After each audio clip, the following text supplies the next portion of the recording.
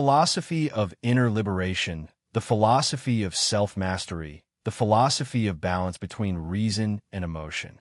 In a world where success is measured by speed, Stoicism teaches us that slowness is reflection, that silence is wisdom, and that true control is not over others, but over ourselves. It restores our ability to distinguish between what we possess and what we do not, between what deserves worry and what does not, between what is essential and what is fleeting.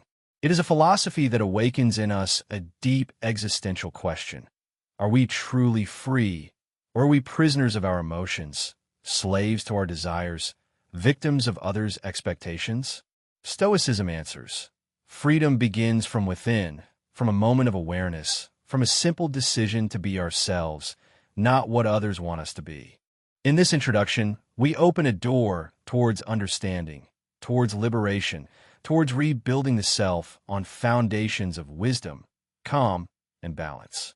May this journey into the depths of Stoicism be the beginning of a true transformation, not only in thought, but in life itself. Part 1. What is Stoicism? Stoicism is not only a philosophical school that originated in Athens in the 3rd century BC by Zeno of Citium, but it is also a life approach, a vision of existence, and a mirror for the rational, balanced soul. Stoicism was developed by an elite group of great thinkers like Epictetus, the freed slave, Seneca, the Roman philosopher, and Marcus Aurelius, the philosopher-emperor who made it a charter for living, not just a theory. At its core, Stoicism is based on a simple yet profound principle. What upsets us is not events, but our judgments about them. This single sentence carries within it a revolution in understanding and a shift in perspective. The Stoic does not try to change the world nor demand that reality be ideal. Rather, they change their view of it and reshape their subjective responses. Pain, anger, fear, and anxiety are not results of the event itself, but of our interpretation of it, our expectations from it, and our vision of what should be.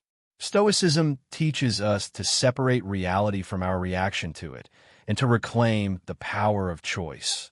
The choice in interpretation, in response, and in standing before life with consciousness and steadfastness.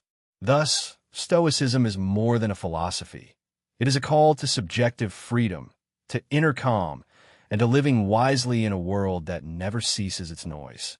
Part 2. The basic principles of Stoicism.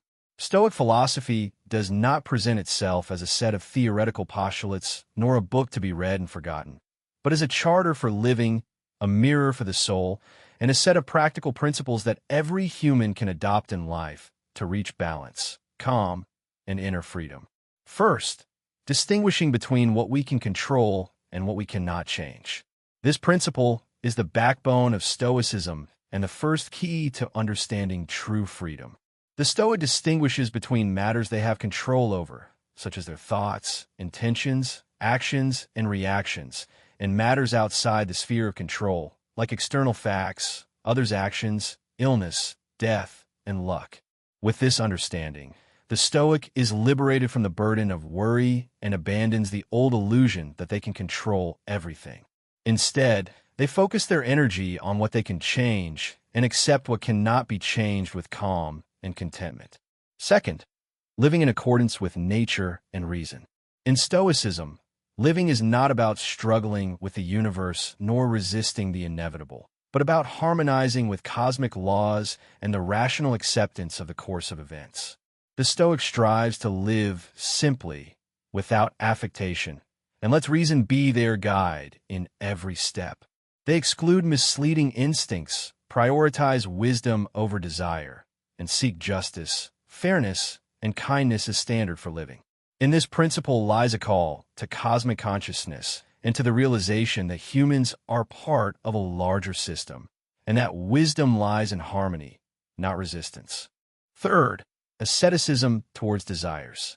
In a world that promotes desire as the engine of life, Stoicism stands and says, desire is the source of suffering.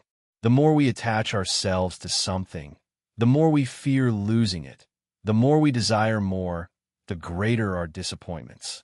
The Stoic learns to be content with little, finds satisfaction in simplicity, and seeks freedom from excessive attachment to material things. They realize that happiness cannot be bought. It grows from within. This asceticism is not superficial renunciation nor an escape from desire, but a deep understanding of the nature of desire itself. The Stoic does not deny desire nor claim to be free from inclination, but they understand that if desire is not disciplined, it turns into a chain of frustrations and deceptions. Therefore, the Stoic learns how to refine desire and direct it towards what serves reason and soul, not towards transient pleasure. They strive for sufficiency, find wealth and contentment, and understand that excessive attachment to things costs them their freedom and makes them slaves to what they own, not masters of themselves. Fourth, contemplation of death. In Stoicism, death is not a terrifying end nor a tragic event to be mourned, but a cosmic truth that must be acknowledged and reconciled with. The Stoic does not fear death, deny it, nor postpone talking about it. Rather, they contemplate it and use it as a mirror for life. Reflecting on death teaches the Stoic how to live each day with full awareness, how to appreciate moments, let go of excessive attachment, and direct their attention to what deserves living for. Death, in Stoicism, is not an end but a silent landmark that reminds us that time is the true wealth and that a life filled with consciousness is more precious than a long life filled with heedlessness. Part 3. Stoicism in Daily Life. Stoicism is not just a theory studied in books nor a set of abstract ideals. It is a way of living and a charter for dealing with the self and the world. In every situation, every emotion, and every test, the Stoic can consciously and steadfastly recall and apply its principles. When feeling angry, they do not surrender to it nor act with instinctive reaction. Instead, they pause, reflect, and ask themselves, does this feeling serve me? Will it change reality? Will it bring me closer to wisdom? When facing failure, they do not collapse nor feel frustrated. They remember that value lies not in the outcome, but in the effort, the awareness, and the sincerity of the action itself. When losing something or someone, they do not cling to regret nor drown in pain. They accept, surrender, and continue walking, realizing that loss is part of existence and that life does not stand still. Stoicism teaches us how to be present in the moment, how to let go of the past without regret, and how not to be enslaved to the future by worry and expectation. It cultivates in us awareness, restores our ability to choose, and teaches us to be masters of ourselves, not prisoners of our emotions. In daily life, Stoicism is manifested in the calm word, in patience with offense, in forgiving when able, in contentment with provision, and in wisdom and decision. It transforms every detail of the day into a space for reflection and every experience into a lesson in growth. Part 4. Stoicism and Understanding Emotions.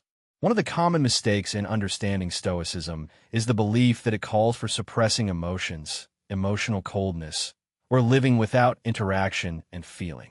But the truth is, Stoicism does not deny emotions nor seek to repress them. It teaches us how to understand them, observe them, and interact with them consciously and rationally. The Stoic feels, loves, suffers, and rejoices, but they do not let these emotions drive them, nor take over their decisions. They deal with them like passing clouds in the sky of the self. They see them without clinging to them, understand them without drowning in them. In Stoicism, emotions are not an enemy nor a flaw. They are part of humanity and the human experience. But the danger lies in blindly following them and in excessive reactivity that causes us to lose clarity and wisdom. Therefore, Stoicism teaches us to be constant observers of ourselves, to ask ourselves upon reacting, what is its cause? What is its meaning? Is it a result of reality or an interpretation? Does it serve me or harm me? With this internal review, we transform from prisoners of emotions to masters over them, and we learn how to express them in a mature way, how to direct them towards good, understanding, and genuine compassion. Stoicism is not rigidity, avoidance, nor detachment from feeling. It is the art of living consciously, of feeling freely, and of interacting wisely. Conclusion: a call to liberation. In a world overflowing with noise, where everyone races for more and clings to what is impermanent, Stoicism comes as a quiet voice, a deep breath in the midst of a noisy age. It reminds us that true strength is not in controlling the world, but in controlling the self. It is not a philosophy for escaping life, nor a call for isolation. Rather, it is a path to facing life with awareness, a balanced mind, and a heart that does not sway with every wind. Stoicism teaches us to be masters of our emotions, to reconcile with reality, to let go of illusion, and to reclaim the calm we have lost in an age of excess and consumption. In every moment, every test, and every emotion, Stoicism offers another choice: to pause, reflect, and choose awareness.